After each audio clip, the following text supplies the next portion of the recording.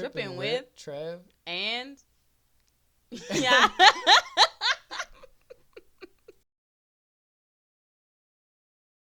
But after talking to the salespeople, they had to get rid of their original construction company and get another one, so that caused delays, and they had to get other houses out that were like ahead of us. Yeah, because when we got the house back in, I think it was like May or June, they ended up locking our rate because obviously the rates were going up. So they locked our rate before it got totally outrageous. So, but our rate expiration was going to expire in December. December 19th. So or in December 20th. I don't fuck. Oh no, because we got. They don't even know the damn date. Oh, yeah. In December of 2022. Well, it does matter because we literally got here like a day before our rate was locked. Yes. Or going to expire. So yeah. So we got our rate locked. Went through all the motions. Oh yeah, okay. And this is how the story really went. So we didn't know that there was a delay. What happened was the lender ended up running our credit and asking for like our bank statements and paychecks and all this and that, and we sent her everything that she wanted. We sent her everything that she needed. And then she's like, congratulations, you're clear to close. And we're like, wait, what? You don't remember this? No. Remember they rented the whole 30 days before we got the house. And she didn't remember I had called her. And I was like, why? Oh, because she thought we were supposed to close in November. This boy up in here acting crazy. See, and this is a story, y'all. I'm telling y'all gonna run into issues if you are in the works of getting the house in for a house. Once you get them keys, all that BS is totally forgotten. Because this boy don't forget. I ain't forget, but he forgot. I'm just trying to tell you, be a little bit encouraging. Like everything that you go through to get your house, I'm telling you, once you get those keys, it's worth it. Yeah. It's worth it. It doesn't even matter. Like it's literally worth it. Both on the same page, because yeah, we were on some trials and tribulations, waiting for it to get built because obviously they had to build it from the ground up. So we got it purchased in April. It was just a dirt lot. Yeah. And then it was supposed to get done in November. It didn't get done in November. Then they pushed it to December. Then in December it didn't even look like it was gonna get done. And that whole time you're waiting for it to get built, you're questioning whether you should wait for it to get built or should you just drop out and maybe try to get a house that's already built. Should we just rent? Especially when you see the rates keep going up and the prices going up, and I don't know. I mean, it was scary waiting for it to get built, but and because it's a huge purchase, that too. It's a lot of money. Do you know what I'm saying? And right now the conditions are perfect, but what if the conditions aren't perfect?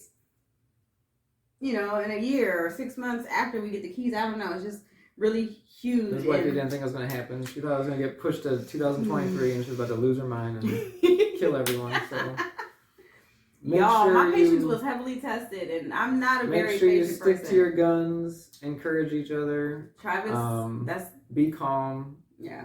Be cool and collected, as they say. Yes. And if you have delays or questions, ask people. Ask your lender. Ask your real estate guy. Ask them if you have a sales rep. If you're in a new community, just hound them because they got hundreds of other people that they work with. I mean, it is their responsibility to try to give you updates without you having to I don't even want to say nag them. That's not the right word, but they got 9,000 other things on their mind, and they got 9,000 other clients that they're dealing with. So you might have to nag them or just bump shoulders like, hey, can I get an update? What's going on, or ask questions, because if you just sit there in the dark, you're gonna start just thinking the worst case scenario, like, why hasn't he contacted me in 2 months or 3 weeks? Like, is the house burnt down? Is it built? Is it selling it?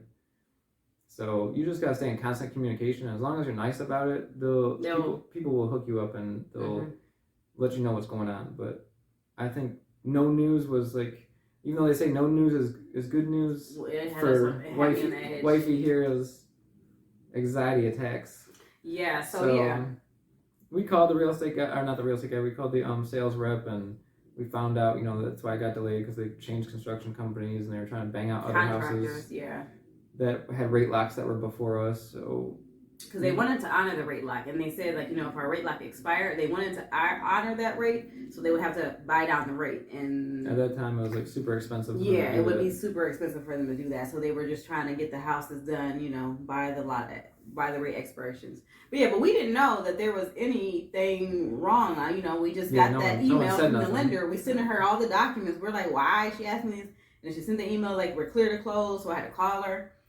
And she's like, oh, I'm so sorry. I just heard from the sales office. You guys are delayed a month. We didn't know. We didn't communicate.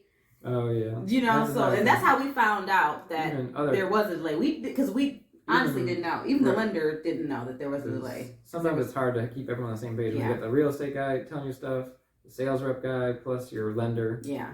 And sometimes they're not on the same page. So I always, when we did emails, I would tag everybody. So that way everyone's on the same page, whether or not they read their email, that's another thing. But yeah. Because communication does get misconstrued or just not passed along. And then now you got some people telling you one thing, other people telling you another thing, and now you're freaking out. And,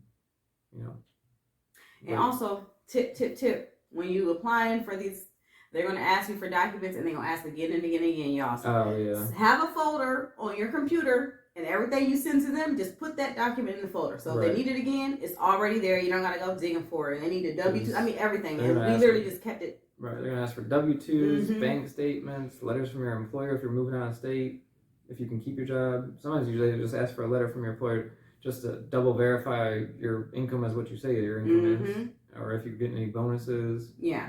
W-2s for the past couple of years, your license, back in front of your license. Because especially if you try to get different rates and stuff with different lenders, because originally we were going to go with Rocket Mortgage, but then the builder was also wanting to use them as a lending company.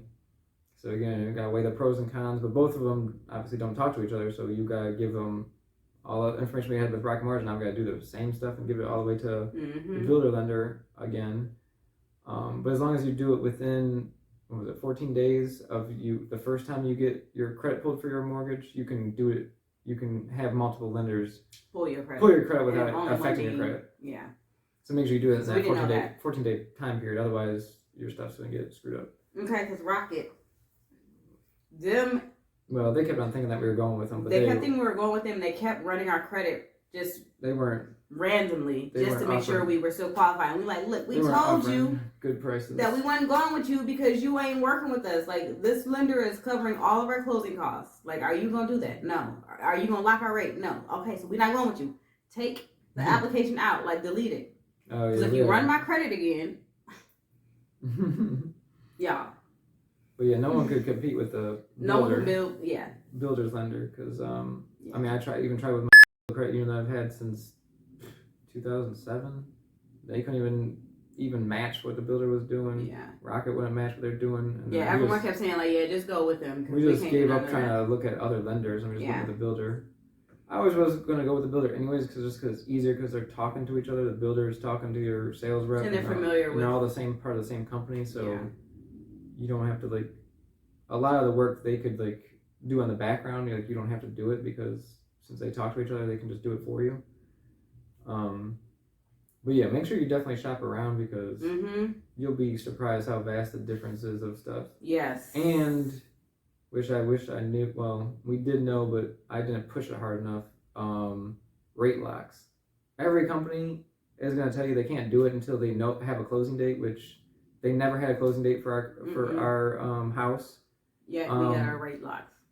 Yeah, when June rolled around, when the interest rates were I think by then they were up 6.5 or some crazy percentage, because the housing market was booming. Then they finally just magically rate locked it out the blue. Even though before that I kept on asking them, in April when we did the purchase agreement, that's when they should have rate locked it. We could have got a sweet rate. But they kept on saying we couldn't do it until you have a closing date, which we never. Saying 6.5? Our interest rate no 6.5. I'm talking about at that time. I think I was getting that high. Oh, okay. I see.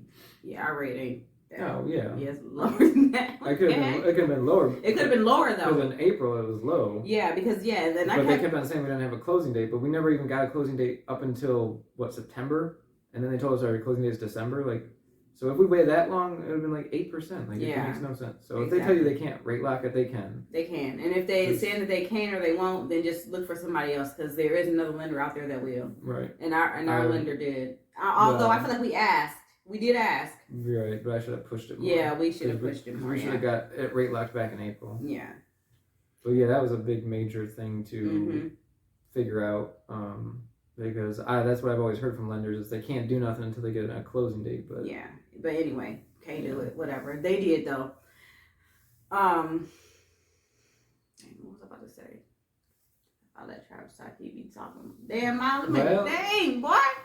Up in here. Distracting. No, not distracting, but distracting me from what I wanted to say. Anyway, y'all. We didn't find out that we were closed, but then once we found out that it was delayed, at that point we also started haggling with them and started asking for things. Like we got some money off the house. Oh yeah, for our troubles. For our troubles. We also got free landscaping on our house. Oh yeah. So also that, just ask, because Yeah, the worst thing they say is no. The worst thing they're gonna say but is if you no. don't say nothing, of course they're gonna try to get you for as much as they can. The most that they can. Yeah. Exactly. Yeah, no, we got some No, that's definitely a golden rule that my dad would always say is worst they can say is no, so you might as well ask. Yep, my dad said that. This must be a dad thing, because my dad said that too. That's fine. But no, I'm glad we did, because yeah, no sense in paying for overpriced stuff for no reason. And you already know they're gonna jack up the price anyways. Just because some people would just pay like the most. Right. Do you know what I'm saying? Like we were going to, but we just so happened to ask. Well, that, and we compared houses around us that were bigger, and they were going for cheaper. So I was like, no, I ain't paying extra for my house when you got a house that's way bigger that's less than mine. That makes no sense. Yeah. So anyway, we did ask. But as long as you're professional about it, yeah. Talk to your sales rep, talk to your real estate agent, whoever you're trying to deal with haggling. Talk to the seller, but talk to someone, because worst they can say is no. But I mean, at least you can find out why they're asking. Like, why are you asking for that much? Like. Mm-hmm. But yeah, they worked with us, and I think once we had that hiccup, like they were really good with communicating with us, and like I said, they did take money off the house, so we didn't pay, what we had originally promised to pay. That sounds bad, but they was taxing. They were tripping though. They were taxing, so I'm so happy that we did that. Yeah, just like everyone, they were just taking advantage. So I'm so happy that we had the guts and the balls to ask. The gall, whatever, to ask for what we felt like we should be paying, and I'm happy. Right. You know what I'm saying? Like, I got up Zillow. I don't look at none of the houses. I don't care what price they are right now. I got my house. I can pay my bills. Right. I don't give a damn about nothing else until it's time for me to sell my house. And hopefully, we already got praise for the higher price that we were supposed to pay for. So. Yeah, so actually, shit, right, okay. So we already got equity. Shoot, we got some nice equity in our house. You're right, Travis. I forgot about that. But just do what you can afford. Yeah, just do what you can afford. Don't worry what other people say. Don't try to compete with friends, family. Just if you like the house, get it. If you think you can do better, do better. This boy's smart, y'all. And yeah, like I said, the lender, they paid all of our closing costs. Like literally, the only thing we had to come to the table with was our down payment. That is literally it. We did not have to pay anything over our down payment. They paid everything. Which is insane. Like I'm telling y'all, so if you can wait however long it takes, depending on your state, to get a new build, it's probably the best way to go. Especially nowadays, because the new builds is going for the same price as the older house. Like you might as well get a new build. Like all the houses we were getting none of the needed work outbidded on. Yeah, were built in like 1970, and they wanted, $430,000. Like, bro, why? And you can just get a new build, and you won't have to worry about nothing. For a few years, yeah. Well, a few years plus. Well, I guess it depends on the builder, but our builder gave us like a 10-year warranty and 2-year warranty on plumbing. So I mean, we don't have to worry about stuff for a long time, actually. Right. Exactly. So yeah. So exactly in this environment, I think it is good to go. But you do gotta wait, and there are gonna be delays depending on your state. Whether it's environmental, human resource wise. They might lose a bit contractors. They might get behind on houses, so you are gonna have to wait. So but if you're in a place where you can stay and hold out, a year or so, I would definitely recommend doing a new build for sure. Right, because the thing with that too, because when we first got the house, we had blah blah blah money saved, and while waiting for the house to get built, we were able to save like $30,000 more. In that time frame? Oh, well, yeah, because we weren't traveling or doing that. Yeah, so we was like, okay, well, now we got time to sit here and save money. So if you are going to wait, don't blow all your money thinking that everything Gucci goo, okay? Jeez, oh Pete. I don't be understanding. Save it. Yeah, like literally, like we already had the money that we had when we started looking at the house is exactly what we needed to move in. Like we had what we needed. 2 years plus more. 2 years during COVID, we're not traveling, we're not buying furniture, we're doing bare minimum stuff. Right. Going out to eat, we save, we sharing meals. Right, saving every penny possible. So that way, when you do get to the closing table, you're not caught off guard by unknown costs. Or if there are unknown costs, you can afford it. You can afford it, yeah. Exactly. And you're not scrambling like, oh God, I need an extra $5,000-$10,000. Like exactly. Like you got it, and we had it. And when we moved into the house, we paid our down payment. We paid for the move. Yeah, we got furniture. We got softener put in. Like we did stuff. And we still had like 6 months of expenses left over. Right. Like we still have a safety net. So again, like I know people like to do doomsday. Oh, this is the worst time to buy a house. But for us, like it just made financial sense, and we had the money in the power. We saved, we saved to be able to do it. And I'm not timing the market. I mean, no, I tried to do that with the stock market and crypto. Yeah, and that was not fun. And that's something that has also, I feel like, just been really discouraging for people like our age, because we are at the age where we're trying to buy houses. And like I had like 3 or 4 coworkers on my team, buying houses, and we all like just huddling, chatting like. Everybody keeps saying this and that, and like we've been sitting here saving. Like, damn, like why you gotta rain on our parade? This is huge. Like, this is a huge accomplishment. This is something that we put in work for, and it wasn't something we just decided to do. Like, this plan was in motion like since like 2018, and we started paying off debt and saving money. Like, exactly. We moving towards the goal of eventually owning a house. Moving towards the goal, and I think that's very important. If you are buying a house, like. Just make sure you're in a financial position to do so. Like that, and you better be in it 110%. Because if you're just like on the fence, like, oh, I kind of want a house, but I kind of don't care, it's gonna be bad for you. Yeah, because anytime you got to spend money and do this and repair stuff, or you're gonna be mad. Because I mean, because I'd be like, sure, charge it up. Don't get knocked out. The houses are way bigger than apartments, so there's a lot more real estate of things that can go wrong, and a lot more things that you're gonna have to clean, build, repair. Yeah. So you gotta be all in, because if you're not all in, you're gonna be very upset. Yeah. Be prepared and do your research and start looking and start saving and paying down debt and making it easy. So once you're in the house, you don't have to worry or be stressed, because I mean this is a huge responsibility to take on. And make sure it's in the area you actually want to be in, not where location. Right, like my economics teacher always said, don't be in an area that your friends tell you should go to, your family should go to. No, pick an area that you're comfortable with, that you can hit up all the spots that you want to. It's whatever you're doing as far as a job, the time to travel isn't that bad, and the area's not bad, and your house is going to go up.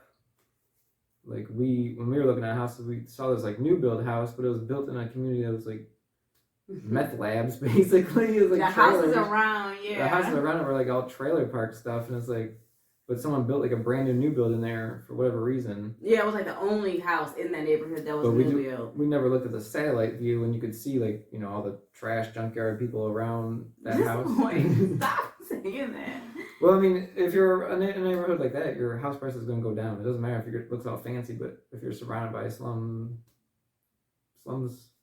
looking houses, I mean, it's going to bring your value down. Right, exactly. Location, because that's one thing that you cannot change, never change about the house. Yeah. And for us, like, I feel like we just got really lucky. We picked a good location, and it's up and coming, and I'm telling y'all, like, all the stores out here are new, and they're starting to build some more stores. You can see them breaking ground. They're building our gym. They're building our gym that we want to go to right up the street. Like, it's a really nice area, up and coming area. It's off of a. I feel like that's gonna be giving too much, then y'all be able to.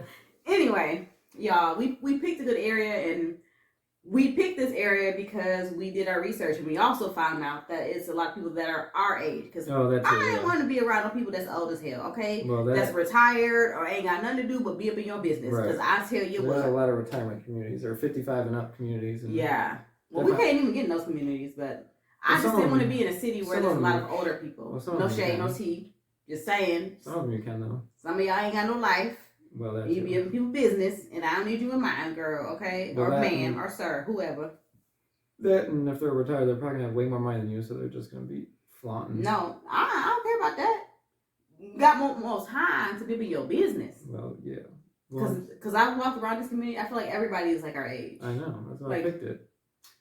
That's what I'm saying. You talking about something they got money, be flying. I don't care how much money you got. I don't give a damn. I do because it depends. They're usually pretty what's it called? Snobby about it. Like, back in my day, I had fucking 5 Corvettes, and I don't know. I don't like being around people that aren't humble. Well, that and they had life easy back then because it's not easy. It ain't easy for us new generation people. Hey, y'all. And I'm telling y'all, just talking to my coworkers, like I felt the same way. Like we working hard to save and get what everybody else had 10 years sooner than we did. Oh well, yes. You know what I'm saying? That's a fact. On one salary. Well, on one salary on top of that. It's 2 of us up in here. We both have to work. Like insane. It's insane. You know what I'm saying? You add kids to the mix. I can't sit at home because I need to work because it's just the way things are. And this inflation, like. We just got it different from y'all. So I know that, if you a little bit older and you like to speak from your perspective, just think for us, it's different. It's a totally different life. And I don't even know what the life would be for, the younger generation, the kids that are. They screwed. To put it lightly. Like, no, but seriously, like, it's tough and it's difficult out here. And I feel like, me and Travis did something that we are both very proud of and very happy that we did. I just wish we had did this sooner, honestly. I just don't think financially we would have been able to, though. I don't think we would have been able to, but I think it would have pushed us to do better because we ain't the type to just lay down and cry about stuff. I don't need to be pushed. I've been trying to do better. I know, I'm just saying. School loans magically don't fall off. Unless you've been a lotto. Right, true. But anyways. Look, y'all see, we about to... Right, it'll be about 3 hours. Yeah, we... Cut that out. Lord. Cut that out. I'm embarrassed. Alright, anyways. That's it. I mean, that's part 1. Damn, that was a whole lot, y'all. I don't know what we're talking about in part 2. Moving. Oh, yeah. Never mind. Okay. Moving here. Yeah. Trials and tribulations of moving 2,000 miles across country. Anyways. Never do it again. Just so my family back home know. Never do it again. Well, yeah. I'm here to stay. That's true. Let me stop. Anything is possible. Yeah. Anyways, until next time for part 2. We out. Later.